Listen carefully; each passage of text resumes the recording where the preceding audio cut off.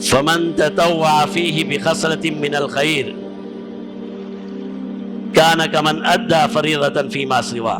فرمایا اتنا عظیم مہینہ ہے، اگر کسی شخص نے ایک نفلی عبادت، آسان ترجمہ کر رہا ہوں، ایک شخص نے ایک نفلی عبادت اس مہینے میں کی تو گویا کہ اس نے اس مہینے کے علاوہ کسی مہینے میں فرض ادا کیا، اتنا ثواب ملتا ہے۔ نفل کا ثواب فرض کے برابر ہو جاتا ہے۔ فرمایا جس نے ایک نفل ادا کی، ایک نیکی کی، اس کو ثواب کتنا ملے گا؟ گویا کہ اس نے کوئی فرض ادا کیا ہے، کوئی 2 رکعت نماز نفل پڑھ لی تو گویا 2 رکعت نماز فرض کا ثواب ملے گا، اتنا بڑھ جاتا ہے اس کا ثواب۔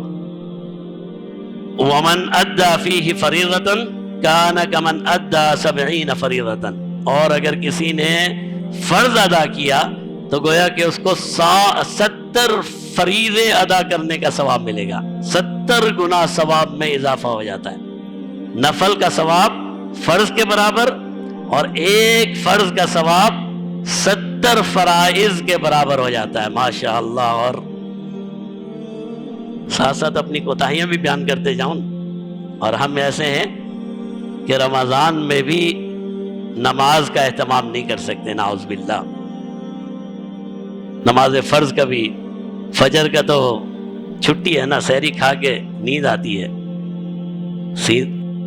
سحری کے لیے اٹھ جائیں گے اور سحری کے لیے اپنے بچوں کو بھی اٹھائیں گے۔ اگر کوئی بچہ نہ اٹھ رہا ہو نا سحری میں، پھر والدین کو آپ دیکھیں، میں اپنی بات کر رہا ہوں، آپ کی تو نہیں کر رہا، میں بھی تو والد ہی ہوں، پھر والد کو دیکھیں کیسے جھنجھوڑ کے، غصے سے، فلاں سے، نگاہ سے، بھئی سحری کھانا ضروری ہے، اور بچے نے سحری کھا لی، اچھا بیٹا نیند آ رہی ہے تو جاؤ۔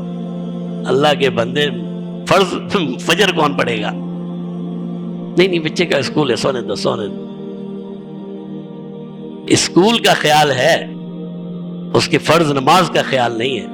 یا ایھا الذین آمنوا قوا انفسکم واہلیکم نارا، اللہ فرماتے ہیں اپنے آپ کو، اپنے خاندان کو جہنم سے بچاؤ، اور ہم اپنے ہاتھ سے اللہ معاف فرمائے، اولاد کو اجازت دے رہے ہوتے ہیں کہ بھئی تم جنت میں نہیں جانا، تو معاف کرے اللہ، معاف فرمائے، مطلب یہی نکلا نا،